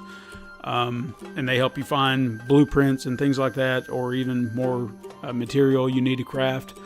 What else is there? There's a grappling hook, which can get you out of sticky situations or grab more stuff like that. There's a 5th item, which is slipping my mind. I'm sorry, guys. It's out of my head right now. I'm sorry. Hey, the game sounds awesome. You said, how many ends did you say? 24. 24. Plus one. That's great. Now, like I said, the tools they have a limited space. When I actually went online, I was kind of curious about that. When as I'm talking about crafting, by the way, because you have to craft your items, your weapons, and so on. Now, I read a negative review on Steam, which complained about constant crafting. I can agree to a point that you have to craft often to keep your inventory full. Right. However, if you manage your materials properly, this is not an issue. If you know exactly what you're doing at the time, you're not just crafting one thing here, one thing there, and then just leaving. And then you go through one other encounter and you're like, well, I got to go back and I got to craft this. You don't have to do that. Right. Okay, like I said, when you're progressing through the story, before you move on from another scenario, they ask you, do you want to continue on or do you want to go back to your base? You have that option to choose. I don't always opt to go back to the base because I don't feel like I need to. Right. Because I feel like my health is fine, my weapons are fine, I'm going to go. So I'm out. I really can't see where this negativity is coming from. If you plan accordingly, like an RPG, it's a strategy game. You have to plan accordingly. It's crucial for an RPG. I don't feel like I really agree with that 100%. I want to see where he's coming from, but I don't agree with it. So it pretty much had positive reviews though. Yes, and I'll kind of get into that a little bit later. Another element that pertains to the crafting, in a way, is combat. Now, the combat is turn-based, much like a lot of RPGs. You begin the game with a fist and a blaster to start off with, but over time you can find blueprints, like I kind of mentioned before, where you can craft new weapons and boost your resolve to help you craft stronger versions of those weapons. So your main blaster you can actually boost up to be pretty badass. And it can actually be like your main weapon. Now, each weapon has an elemental damage of some kind. You've got fire, shock, and corrosion. Now, your enemies could have a weakness to this, or they can have a defense against it. So again, that's a very common RPG trope, where you have to find the weakness of your enemy and try to exploit that in some way. The weapons also have a cooldown period within each fight. So if I use my blaster once, I may have to wait 2 more turns before I can use it again. However, I do have other weapons I can use in the meantime. So that's where strategy really kind of comes into play, because then you can look at your enemy, see what they're weak or strong against, and say, okay, well, I have this weapon, this weapon, this weapon. Which ones is he weak against? I can use that one and that one. If you lower his defense by chance because they may have a shield on, then you can use something else that he may not have a defense to. So that's where a lot of strategy, I feel like, comes into play here. Also, the weapons have a charge that must be refueled back at the base. So if you have your materials that you have, because you have stuff like carbon, iron, copper, so on, these will help charge your weapons. Most of your weapons have a decent charge. I think like your main blaster starts off with 5, and I think as you upgrade it, it increases. But again, if you use it maybe once per round, so that's 7, you've got plenty of time before you really have to recharge it. So you just have to make sure you have the material to do so, and then when you get back to the base, just make sure you have it charged back up before you go back out. So again, it's all about planning. Well, saying that, you said it's turn-based. Do you remember like Child of Light where it had the meter? Yes. Is it anything like that? Or No. like, you get a turn, I get a turn. There's no... It's more like that. dodge. Like, I'll come in, I'll make a hit, they'll hit me. Right, okay. If they haven't stunned me or anything like that, or if there's no elemental damage that's going on, I can go back and hit them. And it just goes back and forth until someone's gone. Now, at first, when I played through it, I did struggle a little bit, because when you die, you do restart the entire game. That seems a little frustrating. On one hand, I understand why that could be very frustrating, because it's much like a game with no continues. You die, you're gone, that's it. That said, when you restart the game, everything that you earned, whether it be your points, your weapons, everything, you start with all of that right back from the beginning. You lose nothing. That's cool. So, to me, that kind of seems fair. Yeah. Because if you lost everything and then you went back to ground zero, that's bull. Yeah. But the fact that they allow you to keep everything as if nothing ever happened, you just have to start back from the beginning, that kind of balances out the difficulty a little bit. Because if you die, if you're looking at this like a choose your own adventure book, you die, that's the end of your story, so you have to start the story back over. Well, let's get everything. Yeah. So, but now you already have the knowledge and the know-how to know what you're going to expect, so you can already plan ahead and say, okay, what do I need to do in this situation? I got it, I'll figure it out. And once you get to that point, just don't make the same mistake you did. Don't do it. And you're going to get through it just fine. And it gives you that option. It's not like you're going to be stuck in a situation that you cannot get out of. You know what you're going to encounter. You just have to plan ahead this time and say, what do I do? Don't do what I did the first time. Do it this way. And that's kind of smart. And even the game itself kind of picks you up or kind of alludes to that in some way. So I do enjoy a challenge in my game. I mean, your decisions will always be different. What's even kind of funny is like the dialogue will even replicate the feeling like when you start over that something's familiar, because it'll say something like, oh, haven't I done this before? Something about this seems familiar. And then you continue on with your adventure kind of as it's starting back over. Now, actually, while I'm talking about the dialogue, it is very, very sharply written. This is very witty and self-aware, much like I just mentioned. I remember when I reached my first ending, it explained the horror of what was happening. Now, this is a spoiler for one of the endings. The planet was destroyed. Whatever I did led to the destruction of this entire planet. But in a very comical way, it explained the character Van Click's death. It explained his drift into space, his realizing he can't breathe, and then he's like, wait a minute, I can't breathe in space. I'm going to die. And then it says you die. So just how they did that, it amused me very enough to make me kind of chuckle pretty loudly. I was like, that was pretty good. So I would honestly say that in a situation like this, especially a game like this, bad writing or dialogue would have stopped this game like dead in its tracks, because if you did not have that sharp writing, you're not going to be engaged in this type of game, because it's very much text-based in a manner of speaking. I think he even mentioned that in the interview. But luckily, the writers did an incredible job keeping me engaged. I think that the players will be engaged if you really read through it and pay attention to what's going on. I don't think the humor will be for everyone, but for me, it worked. Now, I read 4 negative reviews on Steam, and literally that's all there were 4 negative reviews. And I think there were 46 altogether, so that's pretty good. I think it was like 90% positive. And I wanted to read them to understand them, to make sure, it wasn't just some troll just being like, "Well, this is a stupid game, I don't like it." See if they were justified. So one mentioned that there were bugs in the game. They had crashes and stuff like that. I have not experienced any bugs or crashes. Right. So it might have been their computer. Could have poop computer. Yeah. So I'm not really sure where they got bugs, but at the same time, bugs happen. In every game. It happens. So I would just say, in a perfect world, we wouldn't have bugs in our games, but it happens. So I kind of let that one slide. I can understand if you had that problem. Maybe a little bit of frustration. I mentioned the one earlier about crafting, where he was just like, "Craft the entire game, I don't like it." Again, come on, dude.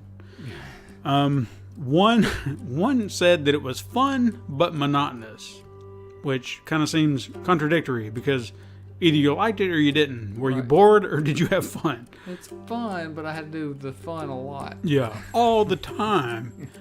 So I was trying to understand what he meant, but it's really hard when you're saying that it's fun but monotonous. So I didn't quite understand. Now the last one said that it actually mentioned that it was an early access review, so they got it early on. They said that the game was short and boring, but I don't know what the build was at that time. That was months ago before it released, so they could have had a very early build of the game. It maybe was very short. So maybe he just got something that just wasn't up for him. I don't know. So I really can't say whether or not they were justified or not. I will say that I don't know that this will be a game for everyone, because it's not like every game. Because I think we've discussed numerous times before, some people just don't have the appreciation of what an indie game can bring. Right. They don't understand how different they can be, why they attempt to do something different and try to be unique, because everything is doing all the same thing everywhere else. But independent games, they have an opportunity to do something that no one else is doing. You can feel the passion in some of these games. Exactly.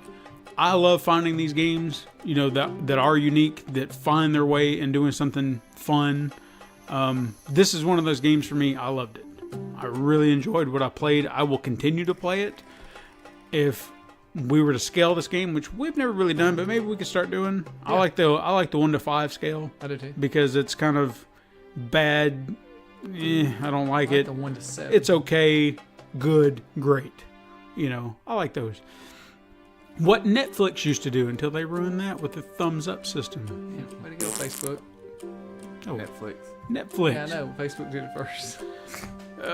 Anyway, I would probably give this a 4 out of 5. And the only reason I say that is because there is that possible monotony, because you're trying to go for 24 different endings. Right. I do want to explore the 24 different endings, but I don't know how I'll feel once I get to 23 or 24. I might be like, okay. But that being said, I could manage my time with it, very definitively, and say, I'm going to play an hour today, hour tomorrow, just to get through that portion of the game, and then see those endings on my own in due time. I don't have to sit down and play it all in one sitting and then get bored with it. I think that's the beauty of this game, is you can play through a chapter or an entire story, 5 chapters, like I said, within an hour or two, and then, okay, I finished that story. I saw an ending. Cool. Be done with it. Come back to it later. Come back to it tomorrow. You'll be fine. So I think I played it for about 5 hours. I'm not bored with it. Like I said, I got through one solid ending. I know what happened. I want to see more. I want to see where all these other stories can lead me to. I highly recommend checking this game out.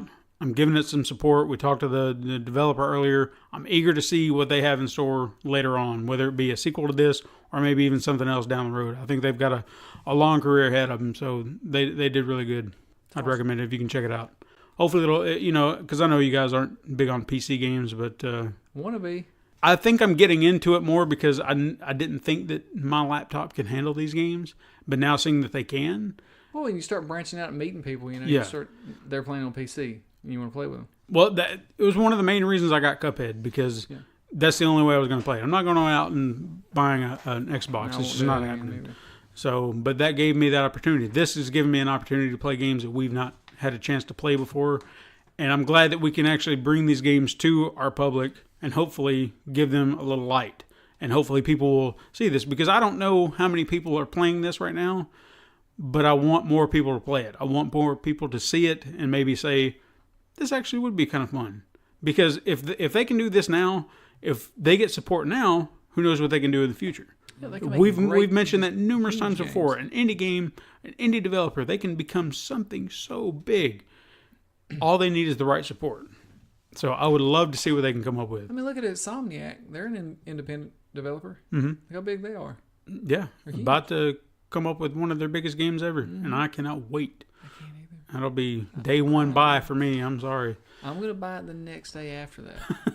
Just to be sure.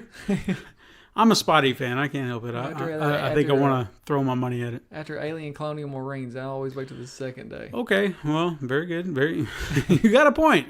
Thank you. You reminded me of something bad. But guys, that's our show. We made it. We want to thank all of our listeners for listening to our podcast across the web. Thank you. Why don't you leave us reviews on iTunes, YouTube, and even Podbean? Give us some clout, for God's sakes. Please. Wherever you hear Please. this, We've got leave a one comment. review on iTunes right now that I know of. Yeah. One. We've had a couple of comments. We had some on YouTube, some comments. But come on, people. Help And us out. people say that I interrupted you. They do. Do I interrupt you? Do I interrupt you? All the time. I don't mean to. Maybe I'm the chaos factor of this show. I never Maybe. thought about it. You're just the inconsiderate. Somebody has to keep it factor. together. Hurricane Someone has to Jose. destroy it, and it's you. Hurricane Hurricane. Chancho. I do. Between me and the dog. And he's the glue. He keeps it all together. Oh, man, I don't hear it. He wasn't even here for about 7-8 weeks. And you saw how that went. They went good. Some of our highest rated shows. Was it? Yeah. Okay. Yeah. Yeah, He was one working hard. on Venice, number one, wasn't it? We were Venus, number that's one on right. Venus. We were number one on Venus, people. Again, for the third straight week. Honestly That's right. thought that was a website. We are the intergalactic web show that you never knew we were. Like our t-shirts are selling out up there. By the way, if you wanna buy a T-shirt, you can always go to Redbubble and look up Super Mega Crash Brothers Turbo, and you can find and support our show. Please. And get a nice little T-shirt with our logo and some of our caricatures that you see on our logos every week that I hand make every week. You know how hard I work for this show? I do. Okay, so while you're at it, to all you fans out there, why not leave us a comment on Facebook? Maybe even join our community page, start a conversation, give us a topic on what you want us to cover.